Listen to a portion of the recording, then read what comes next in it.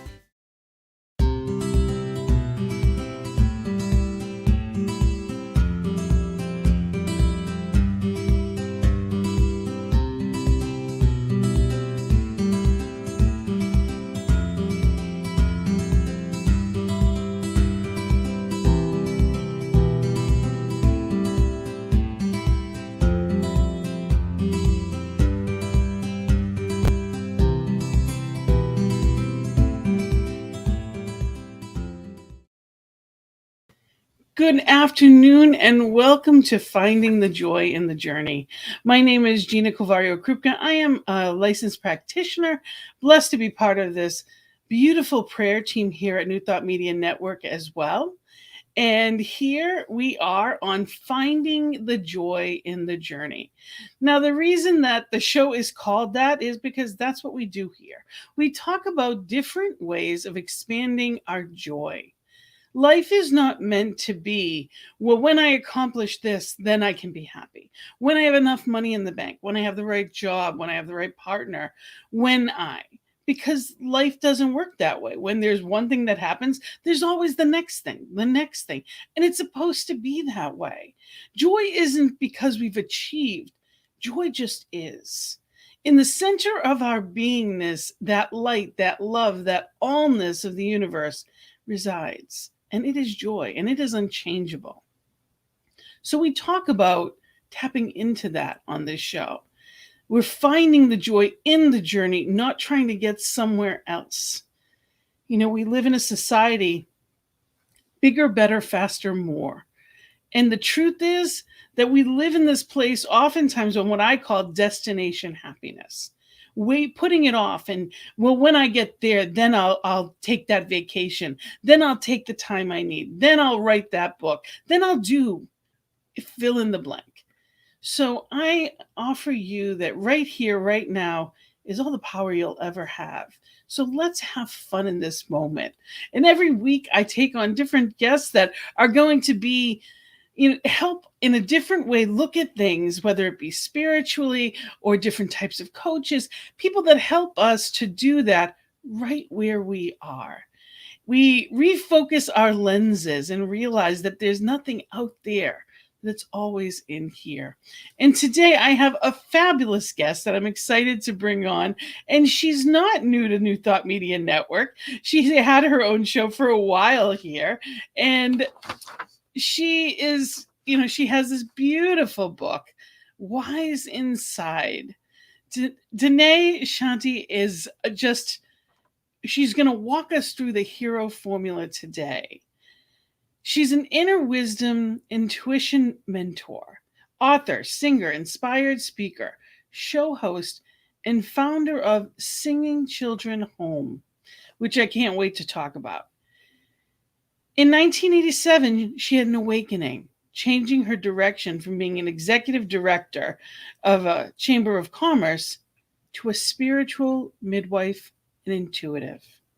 What woke her was the inability to have was her now ability to have a living conversation with spirit or the divine intelligence within. She's trained over 5,000 people to open to open themselves up to this conversation within. In her book, Wise Inside, names this divine guiding intelligence as the God spark. She's now living in Boulder, Colorado, and offers her conversations with spirit events impersonally and virtually worldwide. She's got a workshop coming up, a class. We've got all kinds of stuff to talk about. Danae, thank you so much for being here. What a gift it is to have you. We've already had a couple of wonderful conversations, and it is just a gift. Welcome. Thank you, Gina. Oh my God, your exuberance is just washing right through me. It's so fun. Thank you for you. Yum. For some it's too much, I have to say. And it's so funny because I'm married to the opposite. He as joyful as I am, he always looks and sounds miserable. So the two of us are like with the yin and yang, as yin and yang as they come. Yeah. How are you today? I'm great. You know, every time I'm on someone's show, it's like, do I look at the camera? Because I want to look at you and see your face and your eyes. But if I look up there, I don't see you. I never know where to look. So I'll go back and forth. So feel free to direct me.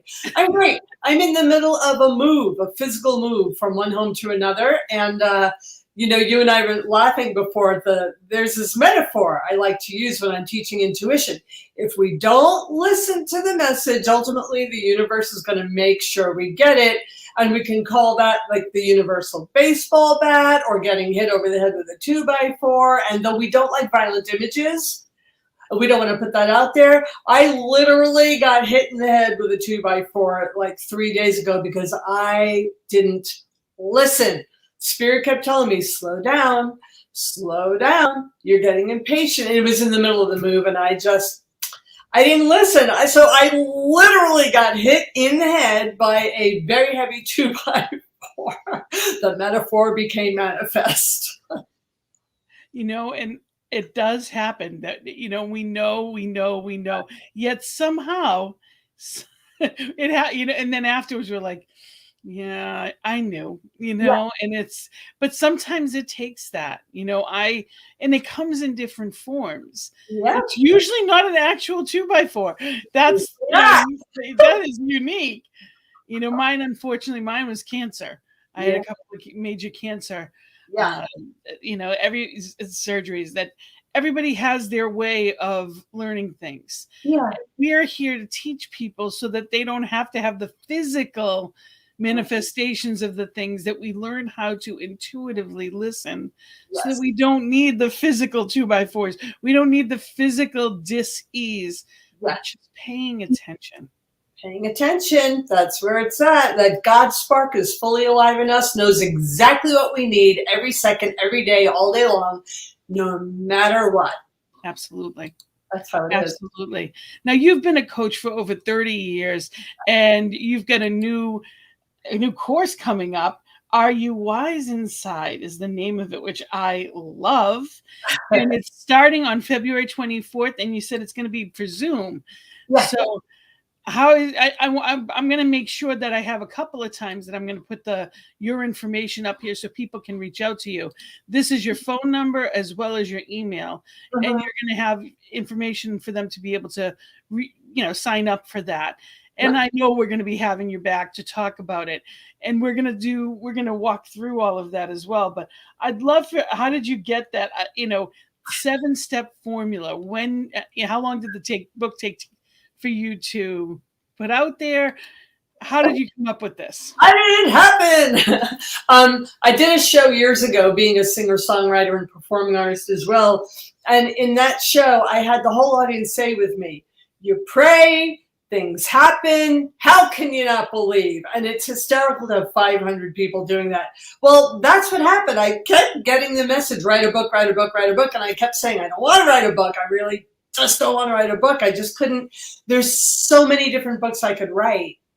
I was like, I don't even know how to write a book. And so I said to the universe, I said to the God spark, if you really want me to write a book, you set me up in total silence on a retreat that I don't have to pay for, and I will write the book. And later that day, my brother and sister-in-law got a hold of me and said, hey, we're going away for 10 days. We need someone to house sit. We'll pay you for your time. Like, guess I'm writing a book. So that's what happened. I sat down. I just tuned into spirit or the God spark. I let go and the fingers started typing and the whole book came out in 10 days flat. Amazing. That's how that happened. Did you ask me another question? I asked how long it, what made you come up with it? How did it work? Oh. And spirit you just channeled it basically. Well, it came out, that's what was happening is I was walking around because I've been doing one-on-one sessions and workshops and trainings for so long, and I want to move on with my project Singing Children Home, and I feel responsible and committed to helping people awaken to that inner conversation with their divine so it's crystal clear. And I kept feeling like, how am I going to move on to Singing Children Home and leave a 30-year career in training people to listen to their God spark? What do I do with all these years that I've been granted so much fabulous information and guidance?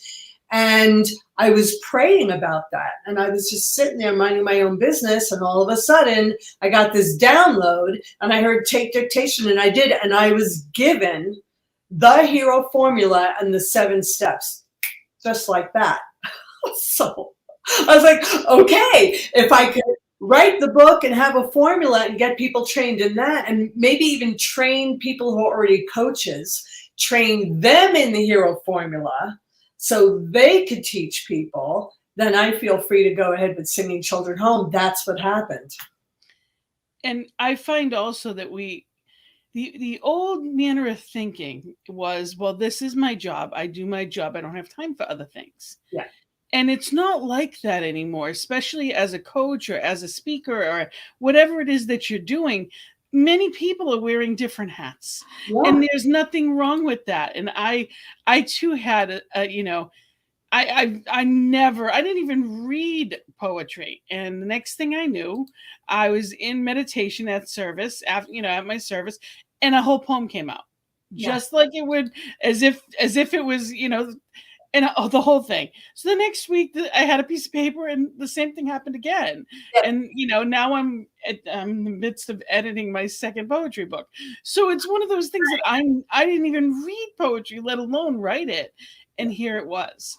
Yeah. So it's important to know that just because you haven't yet doesn't mean spirit doesn't have that plan. So, just because you're singing Children Home doesn't mean that you're not still going to be doing all the things that's meant for you. Yeah. And that versatility, so I think about it this way. I think of the divine or God, goddess, however anyone wants to put it, as a diamond. And then all the different facets of the diamond are all the different genius, creative, brilliant expressions of that Godhead. And as wide open as we are, we can be the vessel through which different expressions of that God spark comes forward into the world. And so lots of folks are multi-expressing and multidimensional now. Because why? Because we're in the middle of a massive consciousness birth, and we're all on the front lines. We are all being called to let the brilliance and the magnificence of the divine pour through us. And next thing you know, you're a poet. It's beautiful. It's, and it's funny because the beginning of this time last year, I had taken a class, and the class basically, a professor called me out because I never planned to be a minister. Like, I certainly was not in my anything as I'm finishing up my final semester at the Holmes Institute. And it was not on my plan. It wasn't on my radar. And I certainly never planned to, run a center or anything like that. Why? I didn't want that. I didn't want that pressure, the headaches, the stuff, the personality stuff. Like, I don't want, and I was sure. But as time went through for school, I knew that was God's plan. I started it with I'll go through school, but I'm going to do it this way. And I'm going to do it so that I can do my ministry, a focus ministry this way, traveling, etc. Yeah, that didn't happen. And I knew halfway through that was just to get me in the door. So, I get shown this much and I take the step, and then I get a little more. Yeah. And it was just, she said, well, don't tell me what you don't want. What do you want? It's not about just doing it for spirit. What do you want? Yeah. And she called me out, and I I really gave it thought. And within the week, I met with Rev Robert, and I was on the network. Like literally that same week that she called me out, and I spent time, well, what would I love? And this is what I would love. This is Yeah. it. And Yeah. within weeks of that, I ended up at the Boston CSL Greater Boston, helping them reemerge, and I'm now the spiritual director. So all of it unfolded because I really stopped to ask, well, what do I want? Because spirit isn't going to force us to do things that's not for us, And when I softened to that and I realized, well, what part would I love? And I knew that I could do that, and Yes. my world opened up, and like whoosh, there it was. And that's the thing. If you say yes, you get clear, and you say yes, whoosh is going to happen. So many people are afraid, there's some lack of limitation thought forms like, what if I'm not enough? What if I can't do it? It's like, you don't have to worry about that. Your job is to find what you want to say yes to, say yes to whatever that is, and the whoosh happens. And so does everything we need to carry us forward.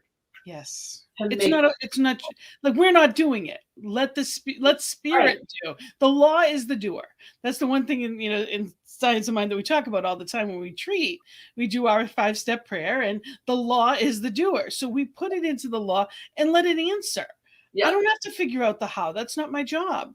Right. So, as we get clear in what it is that, well, what would I love? That's the question. What would you love? Yeah. And I have been a life coach for, well over a decade. I've been doing it my whole life, helping people. How did I not ask myself that because I was, it's so much easier to see it in others than in myself. So when I got called out, I'm like, yeah, well, what would I love? And it opened up. Yeah. And that's why I love the hero formula, because like you said, as coaches, we see very clearly, the path is clear to see for other people. And we're very good at seeing for ourselves, except where we have attachments and blind spots, which is almost all the time, because we're in a human embodiment. If we didn't have blind spots and attachments, we wouldn't be parading around in these human forms, having human experiences. So, yeah. Do you want to go through it? I would love to. Absolutely. I know we talked about that before. So the 7 steps are, and I'll say them and then I'll take you through it. Who are you at the time? What is your predicament? How do you ask the universe for help? How do you receive your guidance? What choices do you make? What actions do you take? And what are your results? Super easy. Okay, so it's helpful to have an issue or something that's just kind of like that you're dealing with, even though I know you're highly self-resourced and you get all your answers. Everybody has stuff. My biggest thing that I have struggled with, and that is the word, as much as I hate to use it, metaphysically speaking, it has been the lifelong Achilles heel in my life. And it is food addiction and I know that there's a part that people say, well, that's not a real thing, or there's other people that think, and it doesn't matter what people think. I know that for my life, my struggle has been, I was hospitalized at 7 for the first time for it. So when I say it has been all of my life, hundreds of pounds up and down, I've lost 100 pounds or more 3 or 4 times in my life at least. So it has been this, and knowing that this isn't a forever. It's not who I am. Yeah. It's a dynamic that's happening with your body. So let's go through the formula, and I'm going to take you a little deeper. Who are you at the time? Now, when I ask that, I'm asking you, who are you at the time of the predicament? You're saying this predicament has been with you lifelong. Who are you at this time in relationship to that predicament? Let me give you an example. I'm a minister, I'm a host of a show, blah, blah, blah. Or I'm a minister and a host of a show, a wife, a daughter, and I have this yo-yo energy happening in my body. So just take a moment to consider and feel into, who are you at the time of this predicament, and see what comes, and go ahead and speak that out loud. When I think, who am I don't think of the things that I do. I think personally of, I am a mother, I am a wife, I'm a grandmother, I am a strong woman that is very sensitive and intuitive, and there's an inner child that I'm still trying to give joy to in ways that don't serve me. So I would up that ante and I would say I am a woman who has a perception that there is an inner child who needs joy that I'm trying to fulfill. And here's where the detail of the formula, this is why I'm excited about having this kind of detail in the book, because we don't automatically to think, oh, I'm a spirit having a human incarnation as a woman who has a perception that there's an inner child that needs healing. So we're broadening it and deepening it a little bit for you, right? Okay. So you are a woman who has a perception, because everything is perception based. Everything that we manifest, everything we experience, everything is through the lens of sight. So you are a woman in all the ways you described who's having a perception that there's an inner child who needs joy and you're still trying to fill that. That's what it seems like to me. Yes, exactly right. That's not who you are. That's what it's like. Beautiful, beautiful. Now you see how we went into a little more detail there. Yes. So now from there, what is the predicament that you're relating to?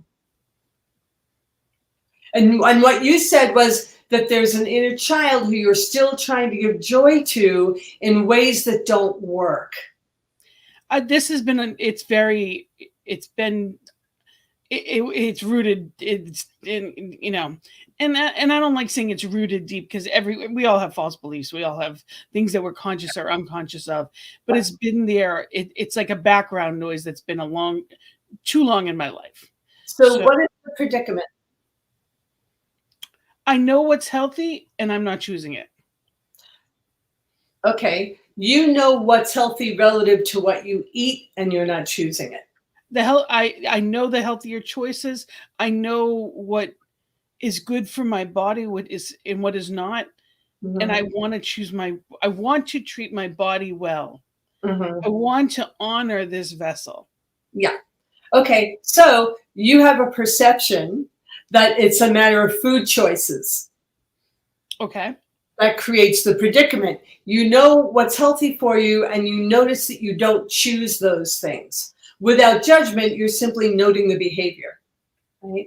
So the predicament on the outer, according to what you said earlier, was your weight goes up and down and up and down and up and down. The predicament, according to your perception, is there are healthier food choices than the ones you're choosing, and you're simply watching yourself do that.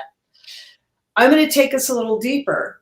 Let's imagine this predicament, you came in with it, right? Because at 7, you were hospitalized. That didn't come out of nowhere. So let's go back in your body and just kind of tune into your body and ask, where, when, how did this predicament take hold, this challenge, this opportunity? And just tune in and really trust what you get.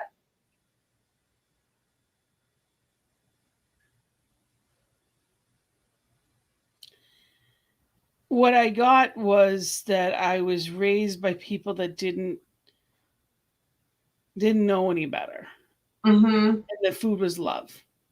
Mm-hmm. I was taught food was love and to take care of everyone else. That's what my role was as a caretaker.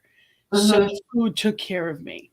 Right. So the predicament was that you were invested in the thought that food is love, and if you eat this particular way, then you are receiving love and you're being taken care of, and you're taking care of everyone else around you. No, more it allowed me to take care of everyone else. So I felt it was what helped me be okay with the story. All right. So if you ate the way they wanted you to, we're not blaming them, they just didn't know any better. In that way, you were taking care of everyone else. No, I mean, I don't mean it. I'm sorry. I must not mean.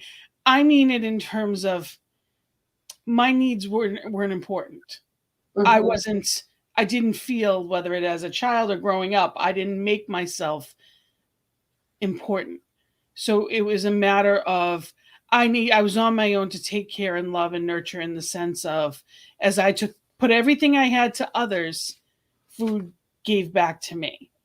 So as I depleted me, I used that to fill. It didn't, but that's what I used.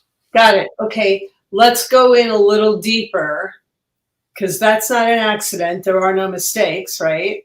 So how, why, what was your purpose? What was your intention in bringing this in with you in this incarnation?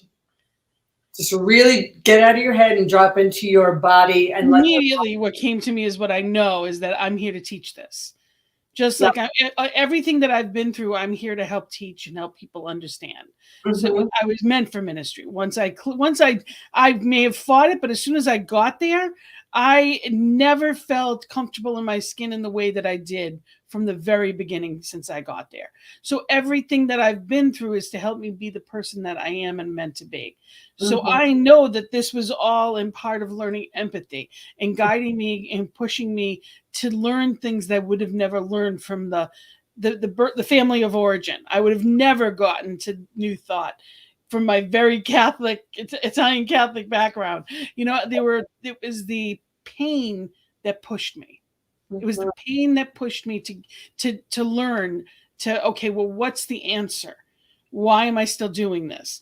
And I am no longer feel the need to be pushed by pain any longer. I am here. I am listening. I am paying attention. Okay, so let me reflect back to you. You are aware that you brought this in with you as a motivation to feed your capacity to teach. So feed has a different meaning here. To feed your capacity to teach by having experience that you can then speak to. You've lived it, you've gone through, you can be authentic as a teacher in this way. You say that you're no longer needing to make use of the pain that this has caused because you're over that now. And so now you're about the physiology of what's happening. Is that accurate?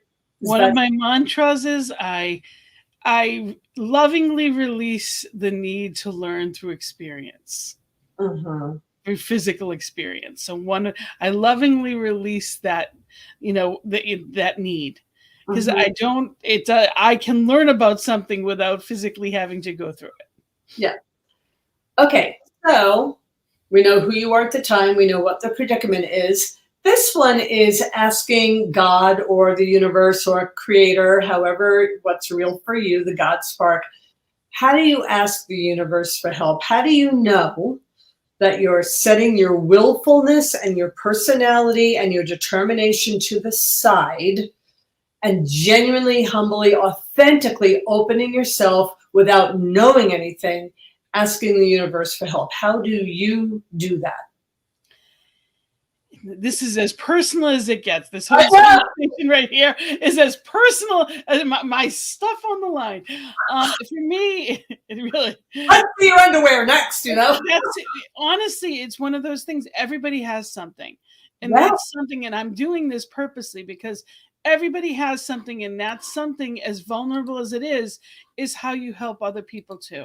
It's understanding that we get the opportunity to show our humanness. So that's what I'm doing. I would rather tell you about my sex life than tell you about food and the issues that go with it. So I am being as open as for that reason. And you said, how do I know I'm doing it? For me, I've been in the 12 steps for over 20 years. I've been in a 12-step program. I work the steps. I do meetings. I have sponsors, all of that. I have mentors. I have ministerial mentors. I have a prayer partner every morning. I call myself on where I am. And honestly, I journal. I do what I need to be present and honest with myself to the best of my ability every day. And I practice conscious contact with spirit. I practice it. Practicing conscious contact with spirit is where we're going. Okay. Your brilliance and your wisdom to set all that support up is letting yourself know you mean it. You mean it about your health. And all of that now has to be put on the shelf, set aside, out of the way. Okay. Right? Because that's where we take our knowingness and we hold on to what we can bear witness to that we know that we're doing. That's what has to, just for this exercise, stick it over there. You know nothing. Just be that. You know nothing. You're the wide open slate, innocent child of God, powerful wisdom woman without any knowing. And you're going to dive headlong into that God spark within you, giving you knowing. Even if you think you already know what you're going to hear, don't. Just be perfectly blank. So how do you ask the universe for help? You said you have direct conversation with spirit. We're going to go there right now. And what you're asking for is there anything I need to know?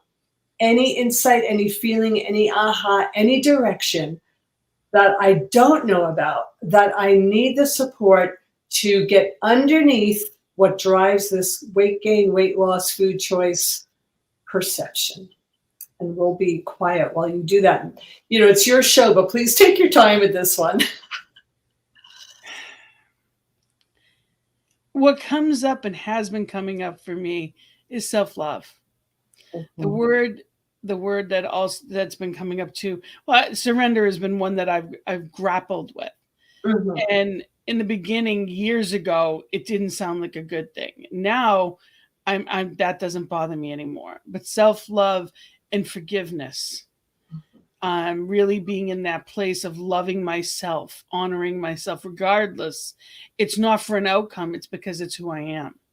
Okay, I'm going to hone you in. So I want you to go back into listening to spirit and try and quiet your mind a little more and not explain things. This is like raw, totally raw. You're asking God to speak to you. Self-love, is there anything else? If there is nothing else, tell me, God, what do you mean? What do you mean? Great Spirit, Holy Spirit, show me what self-love looks like through your eyes. And go there.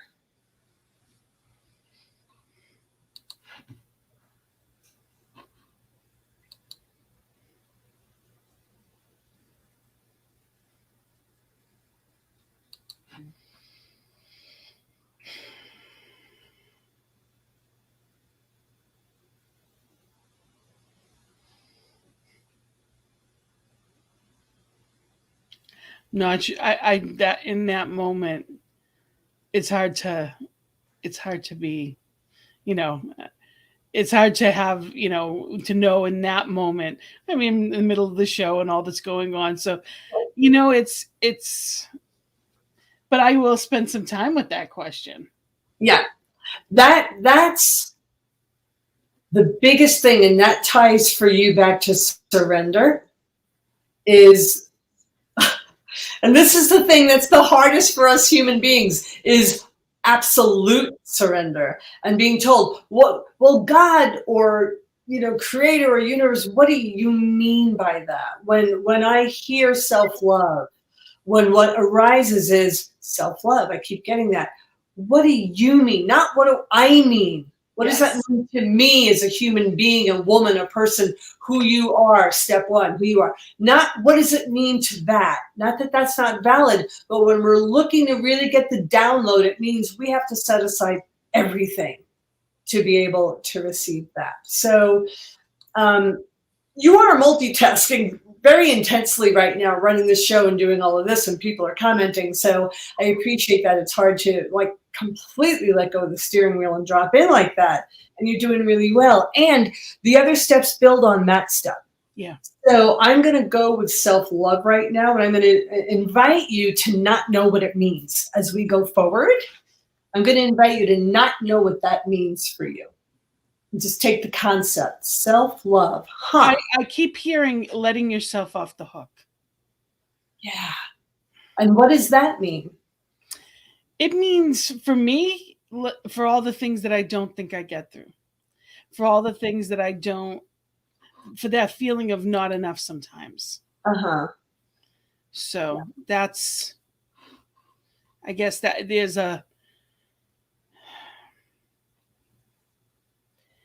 that caretaker in me that feels like everyone around me should not only be happy, but I should be able to help because I can. But I can't do everything well. So it's learning. I've been really learning. My mom transitioned about a year and a half ago, and in it, which was a huge life altering, because all my life every day of my life I've spoken with her. And when my sister transitioned 12 years before her, it was, at least it may have been 13 years before her, she went into depression, and I spent the next 12, 13 years sharing my life force to want her to live. Yeah. And I didn't know that when I was doing it. So now I am learning. It's like learning to live again. Yes, exactly. And letting myself off the hook for letting them go. I did enough. I am enough. I do enough. I have all I need.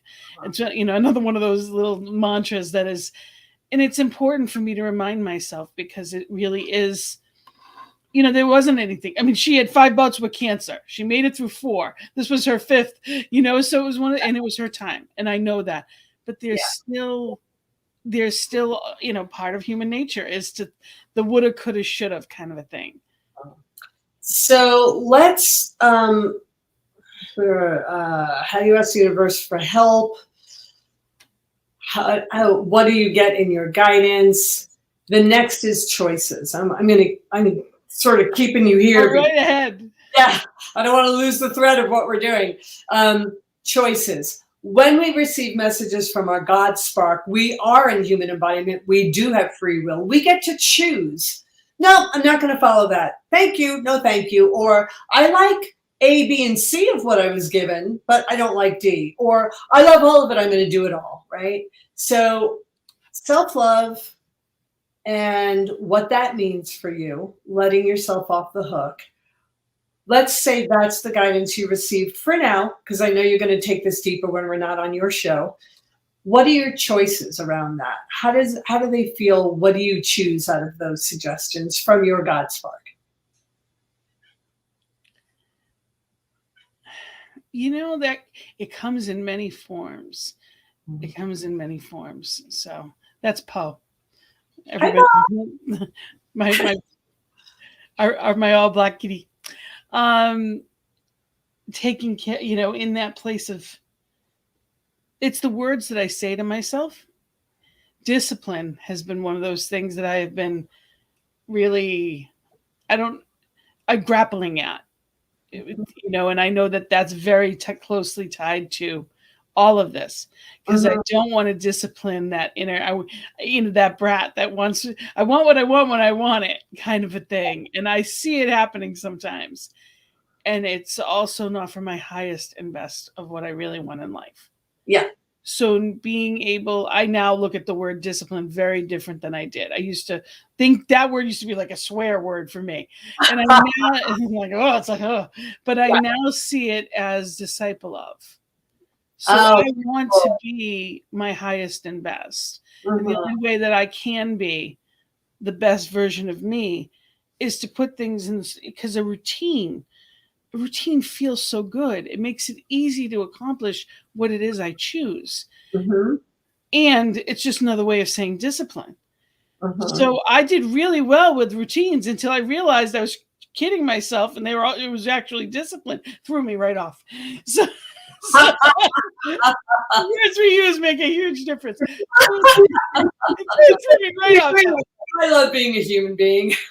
Speaks for me. I think you just spoke for everyone on the planet. We fool ourselves, and then we realize we duped ourselves. Then we're like, I'm not playing. So, it's an interesting 2-step I've been playing. Yeah. So with the steps, we're on step 5. What do you choose from what your guidance just told you? Do you choose self-love? Do you choose to let yourself love? Absolutely. Freedom. I choose freedom. That's been my word that I've been really practicing again and again and again. And I choose freedom. I am free, and it is easy to choose. I am free, and it gets easier and easier. I am free. Our next step is action. Mm-hmm. When we take action, we're taking action based on what has come through the formula, because the inner hero, it's called the hero formula because you're accessing the inner hero, not the mental, not the chatter, not the habit patterns, not the addictions, the inner hero, which is the God consciousness within that can literally drive the bus and direct the boat, direct the ship here if we will turn it over, right? So the action is to show yourself and the universe and the God spark that you mean it. And you get to decide, you get to figure out what action do you choose to take to get behind yourself, to bring that, to let that inner hero take over. So what action, you just said something interesting before. You talked about being in a rhythm, a routine, and that you found that having a routine was helpful, and then you realized you duped yourself, but then you changed the meaning of discipline to discipleship. And so I'm suspicious about you having a routine that's orchestrated from these steps. I don't know what your action is. I'm just curious about that. What do you feel is direct action you can actually do that someone can go, yep, she did that, to help yourself with this predicament? There's a morning routine that I have been fighting with, and that's the only word I can say, that I know it's what's meant for me. Mm-hmm. Getting up earlier, doing different things, and having a specific order and doing. And I think that's, to me, that is the next step. Mm-hmm. Beautiful. Beautiful. So when do you really genuinely feel in integrity with yourself you can start that? Could start that like immediately. It's not something that can, it's discipline. It's the discipline to go to bed earlier and get up in the morning. Mm-hmm. So I am committing, and I'm saying it on, to the world as we are live. I am committing to my new morning routine.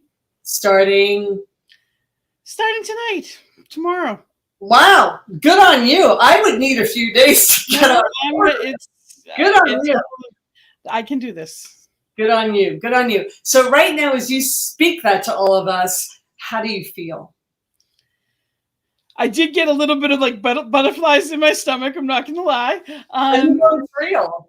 And it's empowering. It's not, I truly believe, in having, not just authenticity, but also the integrity of, doing what I'm guided to do. I wouldn't be here otherwise. Right. So the results of the last step 7 is a result. You just named your inner results. You feel empowered. You had a little bit of butterflies, so you know you're fully alive in your choices, and you landed yourself in a commitment to be a disciple of your own self-love and letting yourself off the hook and taking good care of yourself in a loving way, starting by going to bed earlier tonight and hitting the routine tomorrow morning. That is your immediate inner world result, and you feel good about that. The other part of the result is the outer world result. And outer world results sometimes don't necessarily come to us immediately. For you, it might, because you will see yourself go through the routine tomorrow morning. You will see yourself, the outer world expression, going to bed earlier. You will bear witness to the external result. Be ready for bearing witness to more external results that come from that, because I am ready. Multiplying, as you know. I am ready. Absolutely. Yeah. So this is, first of all, thank you for your vulnerability and your being so naked with me and everyone who's watching now or watching later, because that's huge. Your courage is just inspiring. It's wonderful. Thank you. You're quite the mental teacher demonstrator. Thank you so much. And I love the process. It is a wonderful step-by-step process. And this is so much better that you actually walked us through it.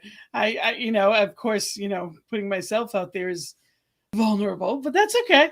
It's what it's all about. I am knowing that that's where the miracles happen.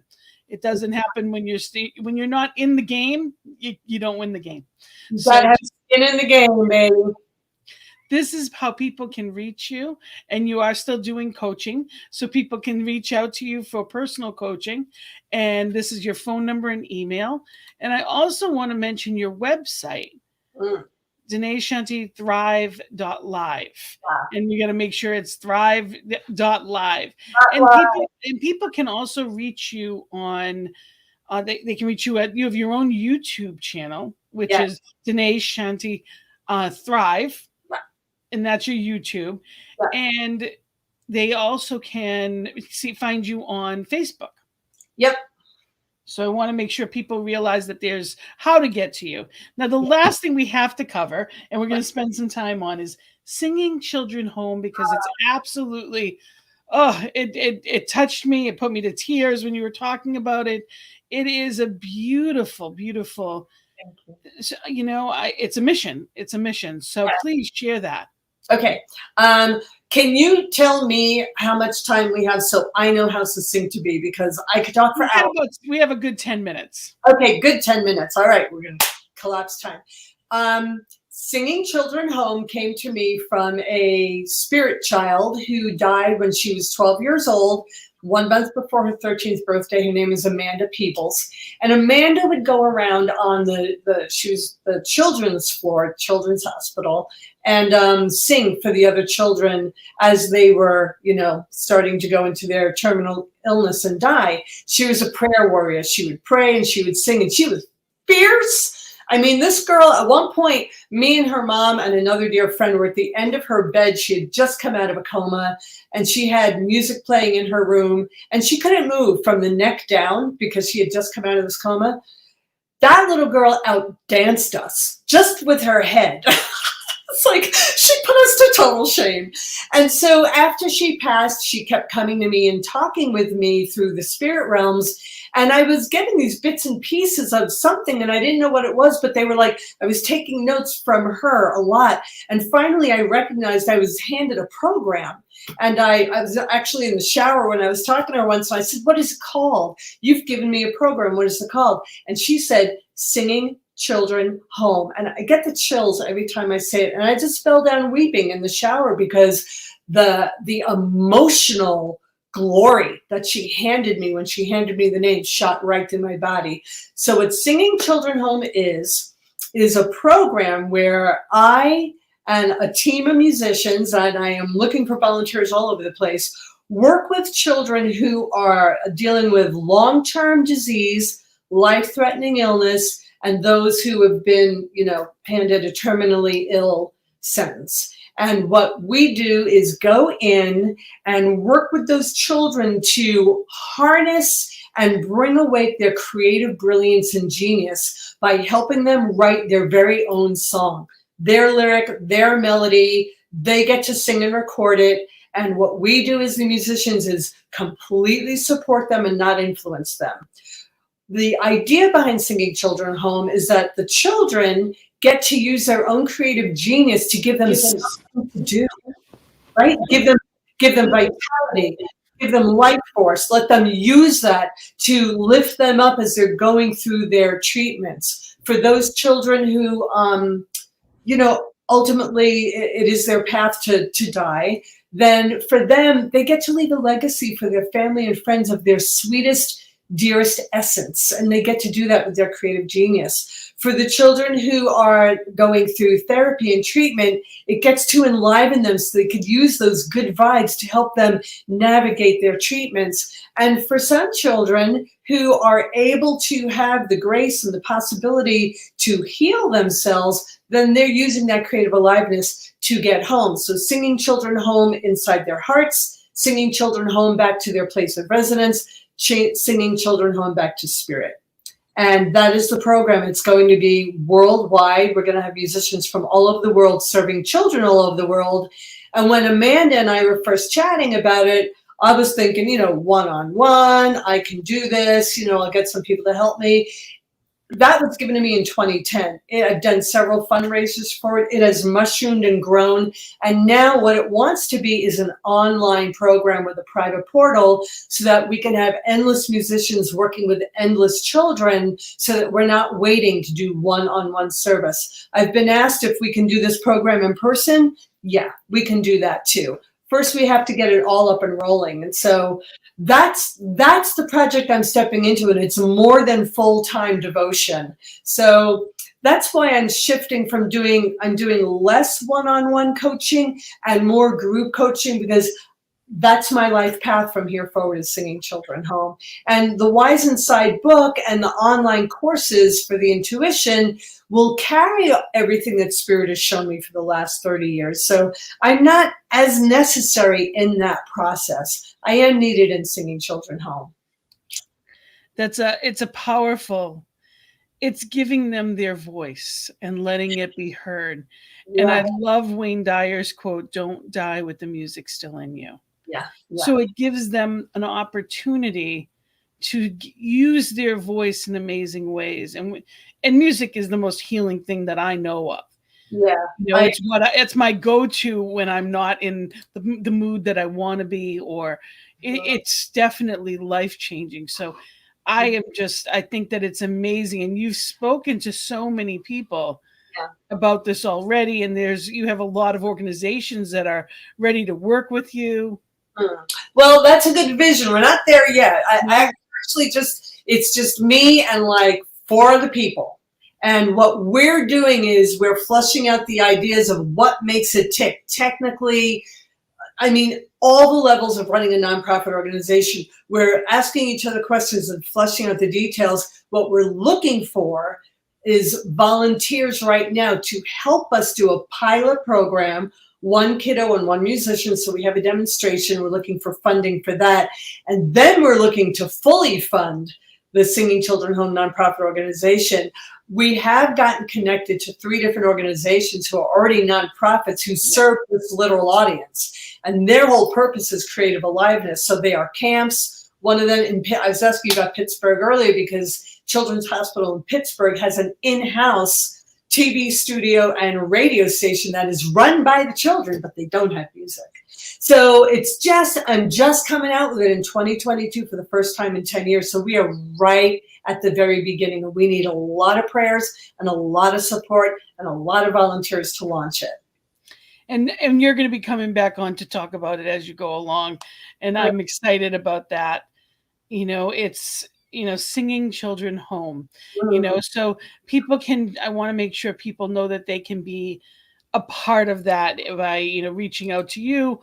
And you have your, you don't have necessarily a mailing list for that yet, but they can reach out to you. Yep. Again, it's Danae.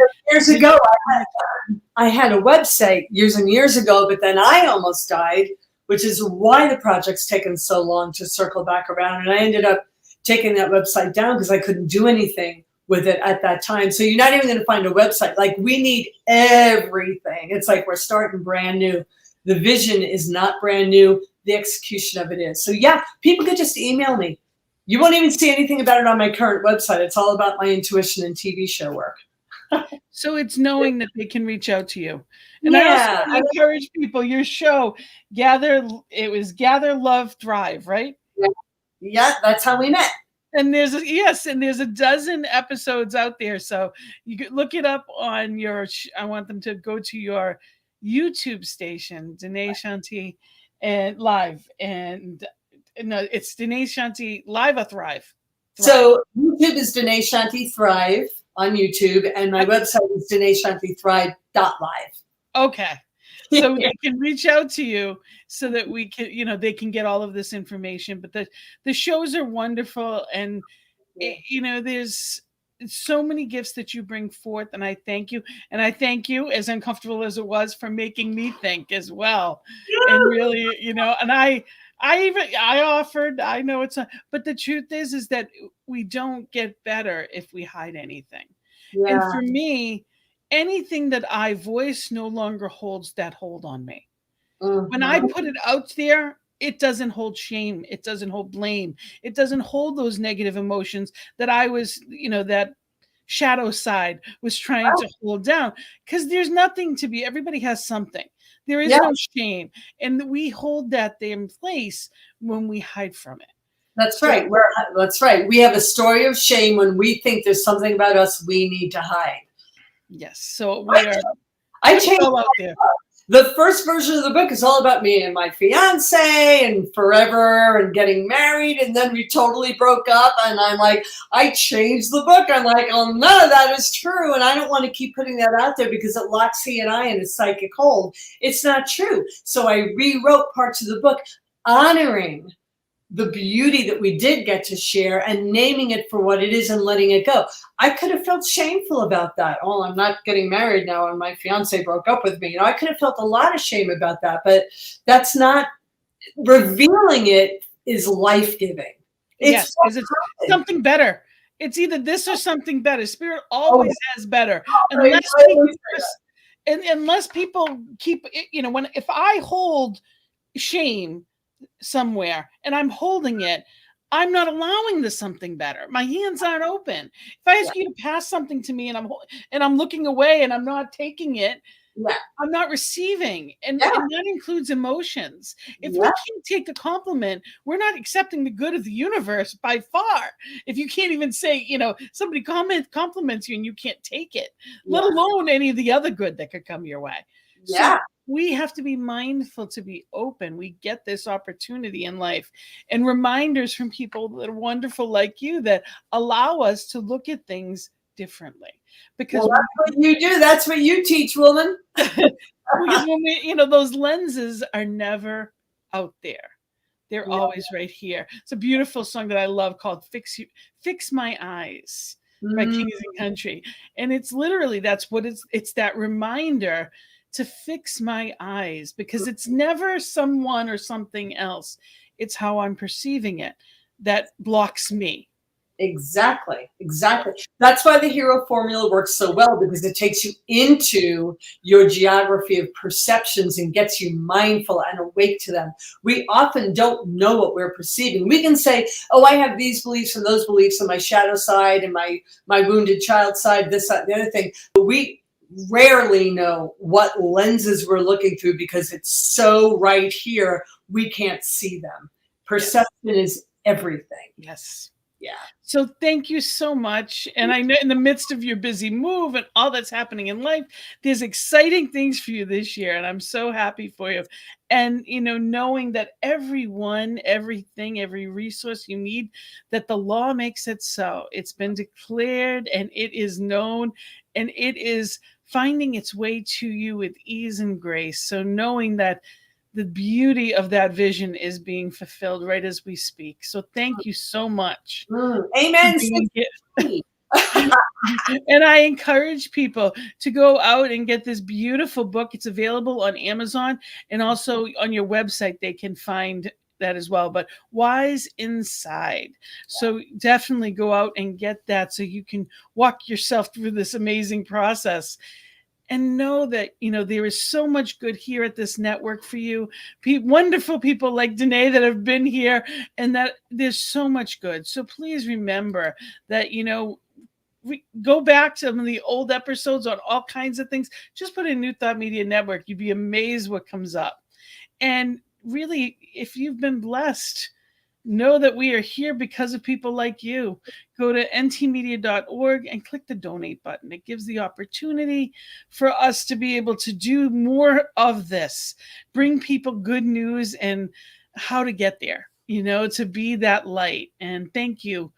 Thank you so much for being that light and for being here with us. I celebrate, all the good that's coming for you, and know that so many people have been blessed by what you've shared.